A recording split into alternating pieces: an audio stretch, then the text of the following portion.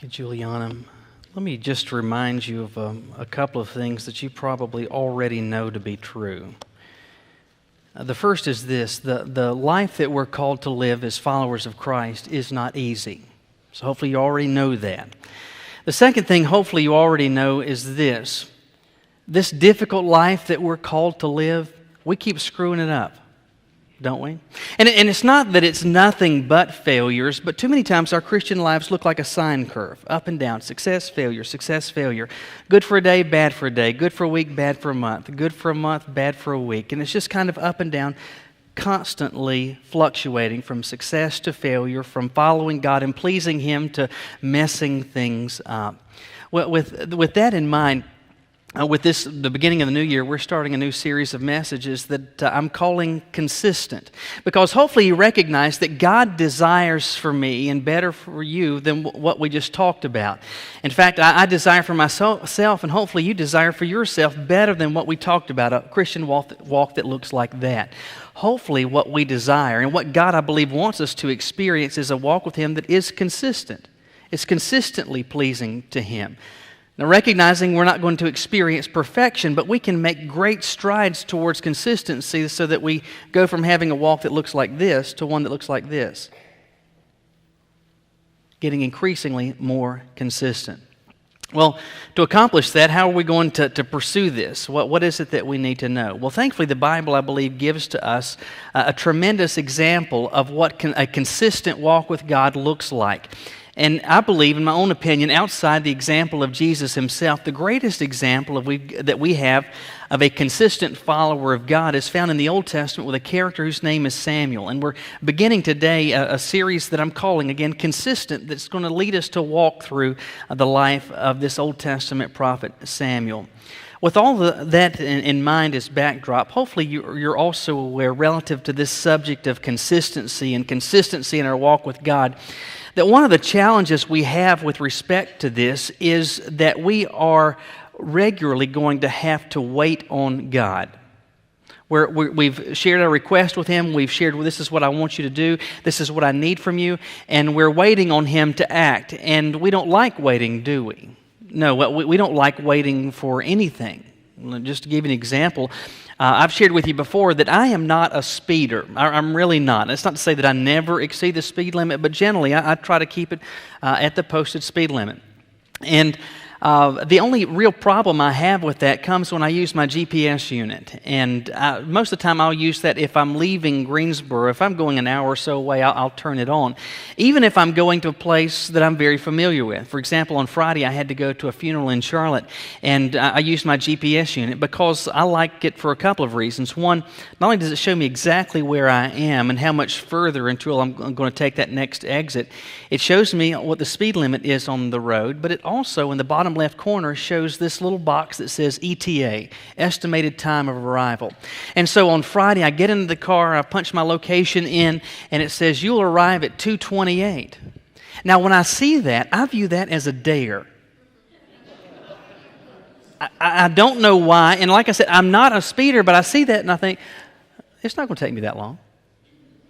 And so if I'm driving along and it's not going down, then I'll start speeding up, getting above the speed limit. Oh, it's 227. Oh, no, I can beat that. Liar. It's not going to take me that long. Why I am this way, I don't know if you're the same. I don't know why it is that I am this way, but I think it's for a couple of reasons. First of all, I don't like, or I kind of view that as a challenge, a goal to be able to beat. But the other reason is this: I don't want it to take that long. It's saying it's going to take it that long to get there. I don't want it to take that long. I want it to use less time because I don't like to wait. You know, every one of us as people, we come into this world wired for impatience. Whatever it is that we want it right now. And that really creates a rub for us as followers of God because, and hopefully you understand this, my watch and God's watch is not in sync. It's not, because I want what I want now, and God's operating with a different picture and a very different clock in view. And so regularly I'm going to find myself waiting on God. And how this relates to this whole subject of consistency is this: you and I, we do not like to wait, and yet we have to wait on God so many times. And when the clock keeps ticking, our impatience prompts us to go ahead and jump in and do something. Well, if God's not going to do something, I will. And what do? Well, we make a mess of things, having walks that look like this. Well, if we're going to stop that, and if we're going to get walks with God that actually are consistent, not perfect, but consistently experiencing success as opposed to sin and failure, we've got to come to grips with how it is and learning how to wait on God. Today, we see some principles, I think, that help us with that as we open the Bible to 1 Samuel chapter 1. If you would look with me in your Bibles there today, you really can't consider Samuel's life, a study of it, without considering what was going on just before he was born. And we see that here in 1 Samuel chapter 1. If you would, again, look with me there. We're going to be looking at the bulk of all of the first 20 verses, but we won't start off by reading a big chunk of them. We'll just kind of walk through it and drop in a number of places, though. 1 Samuel chapter 1. All right, so again, our goal is to get lives and walks with God that are more consistent. And if that's going to happen, we've got to learn how to wait on God. And if we're going to be able to do that, we've got to figure out how waiting on God works, what's involved. And based on what we see here, the first principle you need to get is this. You will not know much as you wait. You will not know much as you wait. In verse 1 of 1 Samuel chapter 1, we're introduced to a man whose name is Elkanah. In fact, you get a bit more of his pedigree in that verse, some of his fathers and grandfathers. We're told in verse 2 that he had 2 wives, one of which was named Hannah. And though the text doesn't tell us, what seems to have happened is that he met and married Hannah. And he really did love this woman, but we're told that at the end of verse 2, she had no children. She was barren. And again, though the text doesn't tell us this, it seems logical to conclude that because of her inability to conceive and bear children, Elkanah takes another wife. This time he marries a woman whose name is Peninnah. Verse 2 tells us that Peninnah had children. We don't know how many that she and Elkanah had. It seems there were at least 2, maybe 20, who knows. But she has multiple children, all the while Hannah has none. And though he has married these 2 women, it seems that his deepest love and affection is reserved for Hannah. We get a hint of that in verse 4, where we're told whenever the time came for Elkanah to make an offering, he would give portions to Peninnah his wife, to all her sons and daughters, but to Hannah he would give a double portion, for he loved Hannah. And what was going on is that when sacrifices of animals would be offered, there would be meat that was left over that the family could eat.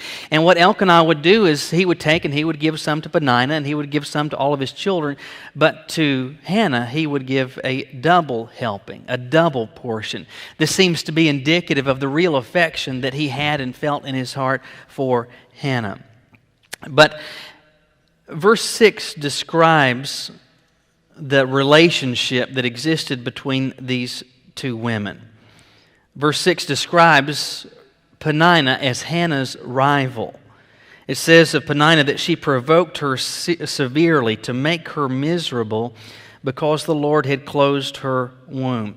These 2 women very much did not like each other, and I think both of them wanted the other one out of the picture. I believe Hannah resented Peninnah's presence in the home. She wished that she had never came into Elkanah or her life, and she didn't like this. I believe Peninnah also hated Hannah's presence in her life, and she's probably thinking, if I can just make her miserable enough, maybe she'll just ride off into the sunset, and I'll be able to have Elkanah for myself. And so these 2 women do not get along. But there's 2 phrases I want you to note in this early portion of the chapter. And the first is at the end of verse 5. It's speaking of Hannah's infertility, and it says of her that the Lord had closed her womb. Now, she is barren, and we're told why here, because God had closed her womb. This wasn't by accident, it was not by chance, this was not coincidence. Hannah could not bear children because God had not given her the ability to conceive and bear children.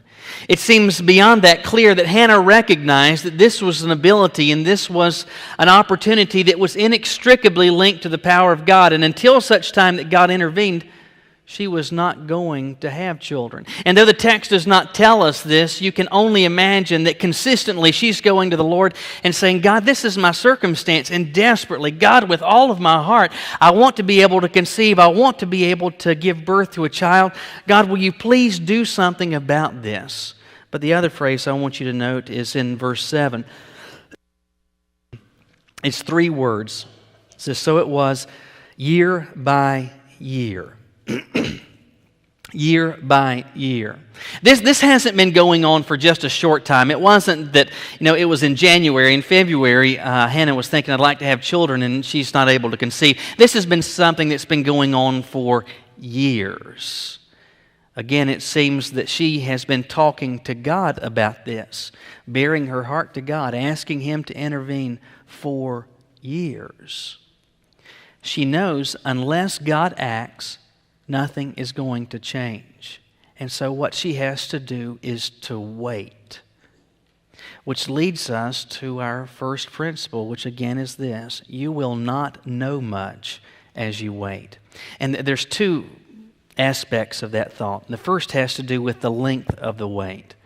When Hannah recognized that she had this challenge and that she was in fact barren, she shared this concern with the Lord. She's asked God to intervene, and you've got to think that part of her was thinking, okay, well, maybe next month or in a couple months, all of a sudden I'll be pregnant. But months turned into a year turned into years.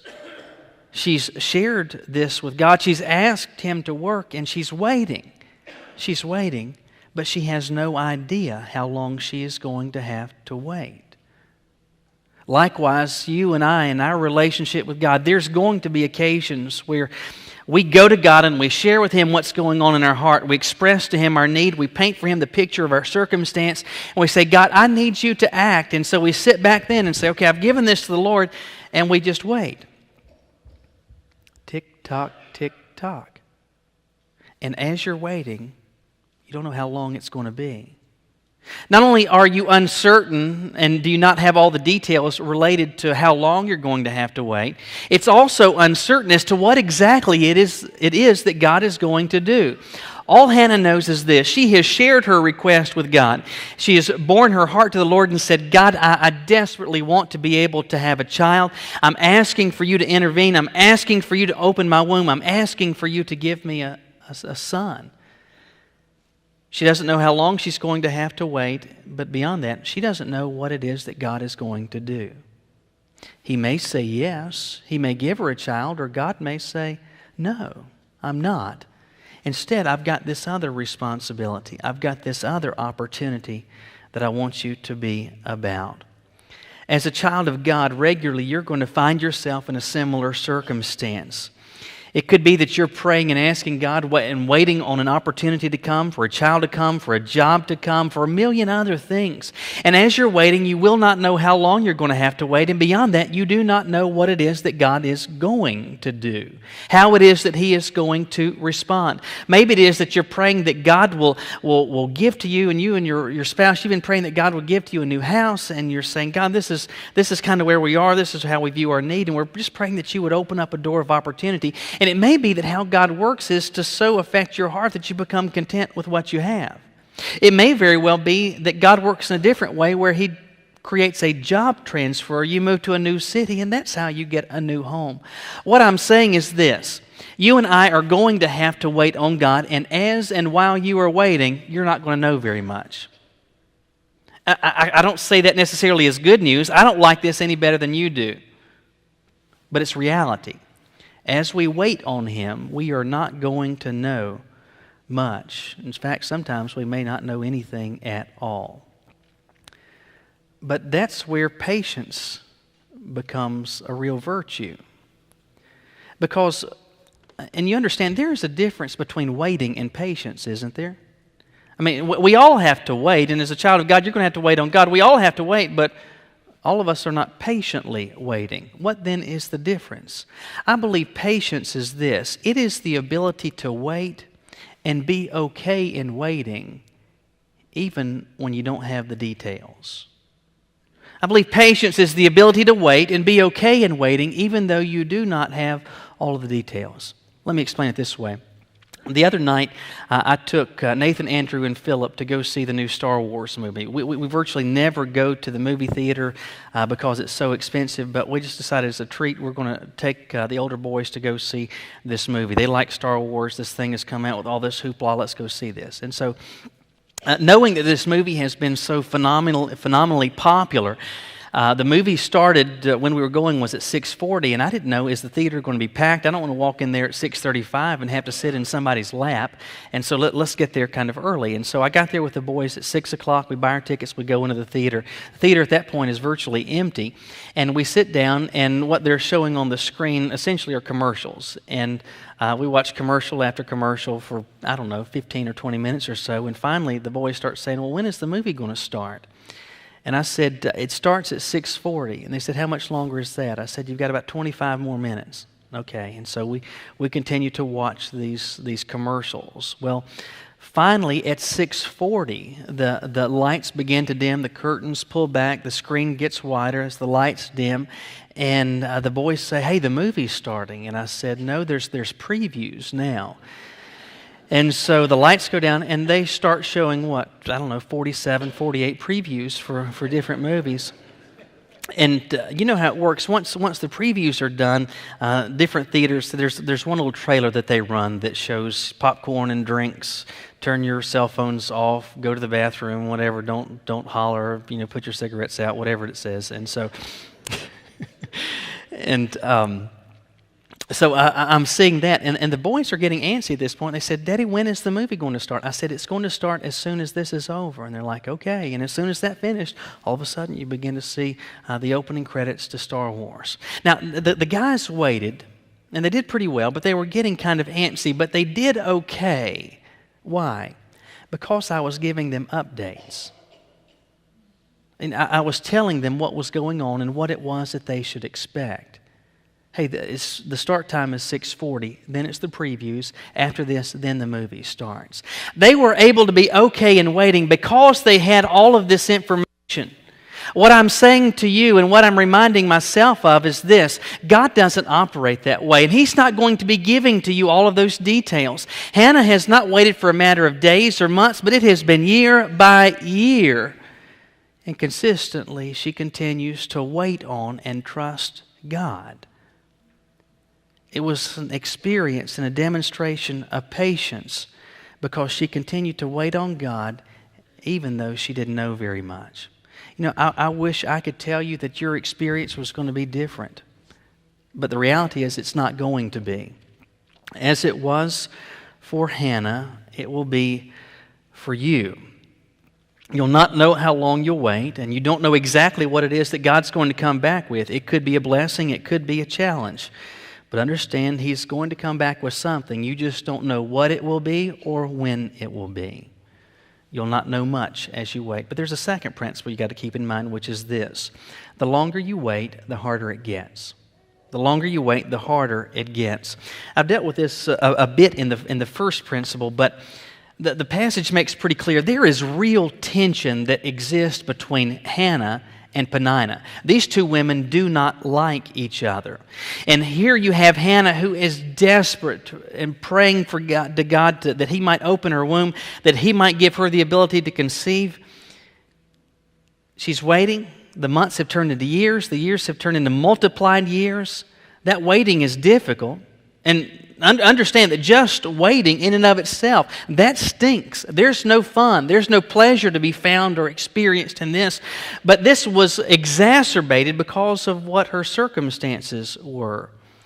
Notice we're told that in verse 6 of Peninnah that she provoked Hannah severely to make her miserable. The word or the phrase translated provoked her severely is a Hebrew expression that means to provoke to the point of irritation. And you can imagine how this went. That And it wasn't accidental. It wasn't a slip of the tongue. It was intentional on Penina's part. Just one day she's singing "Rock-a-bye Baby," and oh, never mind, you don't have one of those. Oh, I do. Sorry. My bad. Who's got a baby? Oh, not you. Oh, someone's pregnant here. Oh, not you. And it's this constant, consistent, just jabbing, these jeering insults, all with the hope and the intent of making Hannah feel terrible. And it did, in fact, make her feel terrible.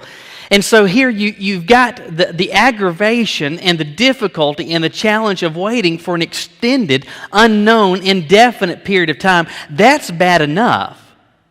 But then it is compounded because of her adversary, because of her rival, because of Penina. The waiting was bad enough, but the longer that she waited, the more difficult it became, not only because of the length of the wait, but because of the circumstances during the wait. We need to be reminded that the particulars of our experience may differ, but the principles remain the same. You're going to have some need, some means by which you need God to act and intervene in your life and your circumstance. And like Hannah, you'll bear your heart to the Lord and you'll sit back and you'll be waiting on God to do something. And that's frustrating because you're like, the clock is ticking, ready for you to do something. Wish it was yesterday, hope it's today. If it's not today, I sure hope it's tomorrow. And so that waiting stinks. But then the circumstances that you experience during the wait often make it even more difficult. About a year and a half ago, and I think I've shared part of this with you before, we as a family changed the pediatrician practice that we went to. And that decision had nothing to do with the skill of the doctors or their bedside manner or anything with that. It had to do with an experience kind of like this. I had to take Nathan a couple of years ago for his annual physical checkup, whatever. And those visits have to be scheduled 3 months in advance. At that point, we weren't homeschooling. Nathan was still in public school. I go to his school. I get him out early. We get to the doctor's office like 10 minutes before the appointment time. And I check him in. We sit in the waiting room, and we wait for, 10 or 15 minutes, but you kind of expect that. No big deal. So they finally call us. We go back. They weigh him. They send us into a room. And at that point, we're waiting for the doctor. Okay, 5 minutes pass, 10 minutes pass, but you kind of expect that. What I didn't expect was when 15 minutes turned into 30 minutes. And I'm like, when's he going to get here? 30 minutes turned into 45. I waited for an hour and 45 minutes before that doctor finally came into that room. At that point, he needed a doctor. But it was consistently something like that. And, after the first 30, 45 minutes, I'm really, and Nathan is really getting antsy. We've read every book, every magazine that's in that room. We have opened every drawer. We've turned on every flashlight. We've licked every tongue depressor. We've done everything that we possibly can to occupy the time. And still nothing is going on. And at that point, my mind begins to race. And I'm thinking, okay, this is taking much longer than I expected. I'm supposed to meet so-and-so at the church at this time, but I've got to get lunch for Nathan before he goes back to school because he's already missed that. How am I going to do all this? And so all of a sudden, it's not simply that the waiting is bad enough, but the circumstances are exacerbating this and making it exponentially worse. And again, I wish I had better news, but you and I, because our clocks are not in sync with God, we're going to have to wait on Him. We're going to bare our heart, we're going to share our need, and we're going to wait for His response. And that waiting is going to stink, but oftentimes the circumstances we experience during the wait will even make it entirely more difficult. It may be that you and your spouse are kind of like Hannah was, and maybe it is that you're praying that God might grant to you a child, and maybe you as a couple are struggling with fertility issues, and so you share that with the Lord, and you're waiting for Him to do something, and the waiting in and of itself, that stinks. But then you've got couples like me and Caroline coming along. We're having a baby like every 30, 45 minutes. And you're like, God, I don't get this. I don't get this. They've got 5. We just need 1.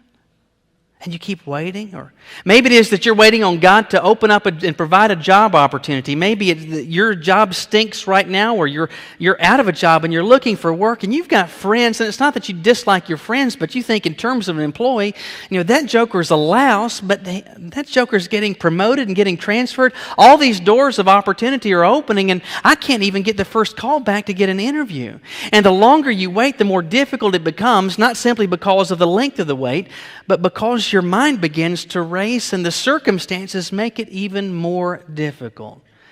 Again, I wish I had better news for you, but what was true for Hannah, well, it was true for Moses, it was true for David, it was true for Paul, it was true for Job, and if it was true for them, it's going to be true for me.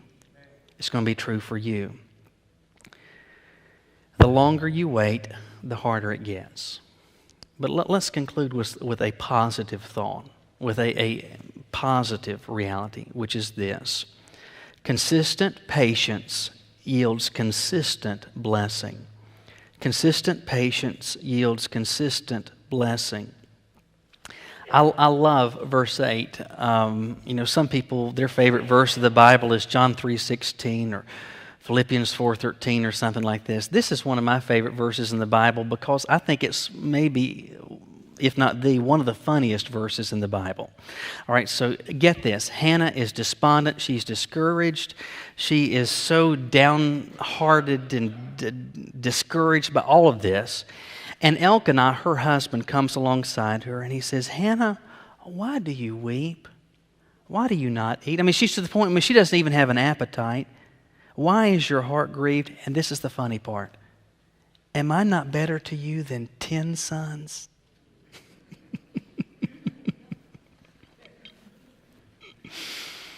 I mean, why are you? You got this. You got me. I mean, why are you so sad? Why are you lost your appetite? You got me. You're wanting a son. Am I not better to you than 10 sons? What's the answer? No. No. And so Hannah goes to the tabernacle to have a talk with the Lord. And in verse 11, she says, Lord, if you will indeed look on the affliction of your maidservant and remember me, not forget me, but will give to me a male child, I will give him to the Lord all the days of his life. And so she's saying, Lord, as clearly and as honestly and candidly and with a full heart as I can, I'm saying, Lord, if you will give to me a son, I will give this child back to you, and all the days of his life will be dedicated to you and to your service.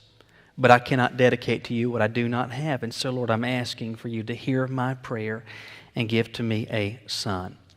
Now, we do not know how much time transpired. We don't know if it was a matter of days, weeks, months, or even additional years. But what we do know, and as this chapter unfolds, and by the time you get to verses 19 and 20, God has intervened, and He has opened her womb, and she has now been able to conceive a son. And the son that she is going to give birth to is not just any average Joe. It's the young man that we come to know as Samuel, this great prophet of the Old Testament. And as I said at the outset of this message,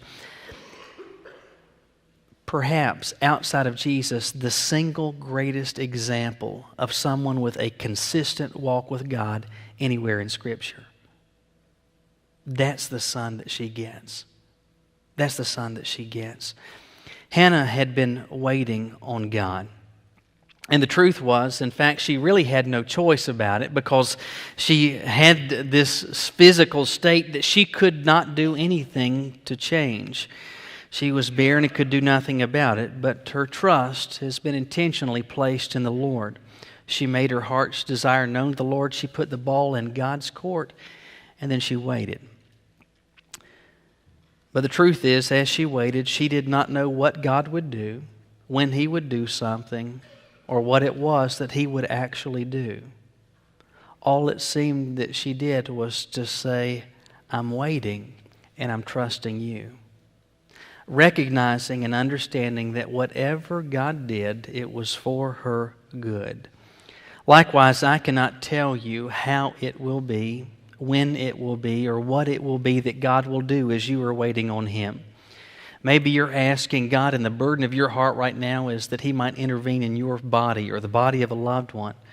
Maybe it is that He provides a job opportunity. Maybe it is that He provides an opportunity for service. I don't know. It could be a gazillion different things, but you may very well at this moment find yourself waiting on God. And I can't tell you how long you're going to have to wait. And beyond that, I cannot tell you that whatever God does is exactly what you anticipated Him to do. But I can tell you this: if you will consistently and you will patiently wait on Him, whatever He does and whenever He does it, it will be for your ultimate good. It will be. And beyond that, I can assure you this, that time spent waiting on God is not wasted time. God is, in fact, and was and will always be the rewarder of those who diligently seek Him. But what you need to understand is this: if you are waiting on God, it is because there is something you need from Him. You need Him to intervene in some particular form or fashion. The only way that He is going to act is when He sees fit that it is time to act and to do something.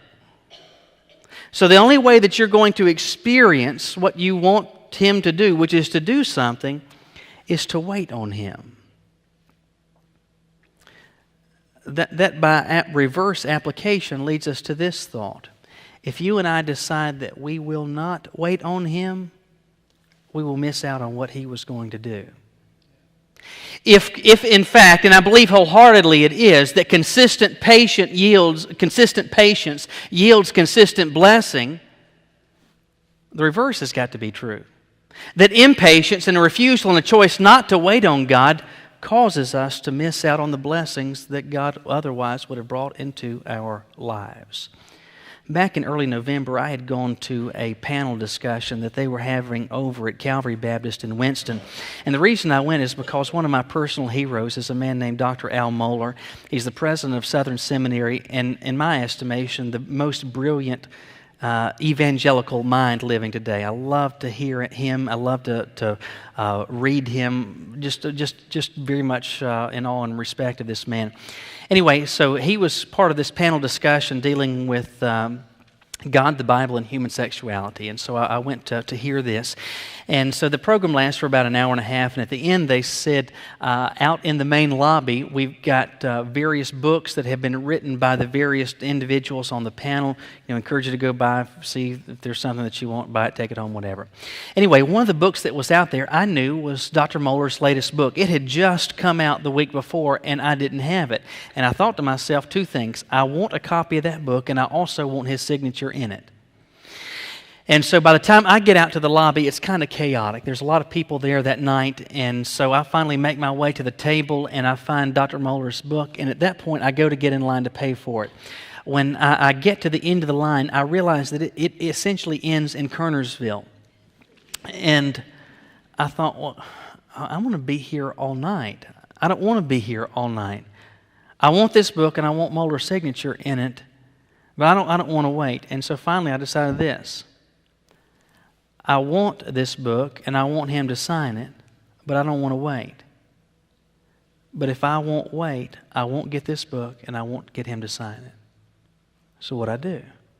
I waited. I waited. Because only in waiting could I get what I sought. Listen, if you desire God to do something, there's a door that you need Him to open. There's a need that you need Him to meet. There's a manner in which you want Him to work. I wish I could tell you different, but it's just reality. He's not working. God doesn't have my Seiko. I wish He did. But He's operating on a very different time frame.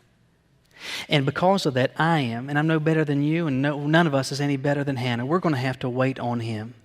And if, in fact, you want to see Him do something, and if there is a need that you want Him to meet, if there's an opportunity that you want Him to provide, you're going to have to wait on Him. And if you will consistently wait on Him, even though you don't have all the details, and even though the wait gets increasingly difficult over time, God will consistently reward consistent patience. At the outset, we talked about having a consistent walk with God. And how too many times our walks with Him look a lot like this. A lot of ups and a lot of downs. And I believe that variation, that flux, is due to the reality that so many times we do have to wait on Him. And too many times we decide, I'm just not going to. I'm going to take care of this. I'm going to just jump in and I'm going to do something. And we make a mess out of things. So let me ask you this. Do you want a walk with God that is marked by consistency? Well, if that's the case, you've got to learn to wait on Him. And if you're going to learn to wait on Him, you've got to ask yourself this. More than anything, do I want to see Him work? And if that's the goal, if that becomes the focus, then you can become like a Hannah that learns patience and waits on God and experiences this great blessing. The question is, again, do you want Him to do something? Will you bow your heads with me? Lord, over these past minutes, we have looked to your word. Folks have heard me as I have talked, but beyond that, Lord, I hope that they have heard you as you have spoken to their hearts and to their circumstances. And some of the things that we've talked about today, God, I believe you, through the power of your Spirit, have used this occasion to help people see more specifically themselves, their own circumstances, what it is that they are going through. And I'm sure that there are more than a few here today that are waiting on you for some reason, and they've been struggling with it. Maybe already they've experienced the mess that can be made by impatience. And Lord, there are some that just need to, maybe it's at this altar and it's in their pew, they just need to have an honest conversation and say, Lord, I don't like the wait, but I like you. I love you. And I know you love me. And what you do is for my ultimate good. And whatever that is, whenever it comes, I'm just going to trust you. Help me, Lord, along the way. Help me as it gets difficult. Lord, there may be someone else today that's here and they've heard, whether through song or through message today, that there's the ability to have a personal relationship with you, and they don't know how that can be possible. They recognize they don't have it, or they've got questions about it. I pray, God, during this time of decision, that you would give them the courage to leave where they are, to come and share that need with me. Let me pray with them and begin a conversation so that they might leave this place, or begin a conversation where they can very soon have a personal and an eternal relationship with you. Lord, there are other burdens that folks came into this place with, and maybe they just need to, maybe it's in their pew or it's at this altar, they just need to give that to you. But Lord, I just very believe the simple reality that you have spoken to the hearts of people today, that there are particular decisions that you're calling individuals to make. And I pray, Lord, for our own well-being, for our own personal good, but far beyond that, for your pleasure and for the kingdom's sake, we'll follow your lead. We commit this time of decision to you in Jesus' name. Amen. I'm going to ask